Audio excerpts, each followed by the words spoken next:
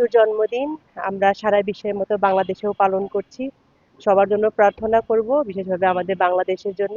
বাংলাদেশে যে সবাই যাতে আমরা মিলেমিশে থাকতে পারি, আমাদের দেশে যেন অনেক সুখ সমৃদ্ধি এবং শান্তি হয়। যিশুর জন্মদিন, শুভ বড়দিন, সবার সঙ্গে মেলামেশা আনন্দ সহকারে আমরা পালন করে থাকি। তারপরে এর মধ্যে কেক, পিঠা, নানা রকমের খাওয়া দাওয়া এরপরে আমরা খেয়ে থাকি এবং সবার পরস্পরের সাথে সহযোগিতা করে আনন্দ করি।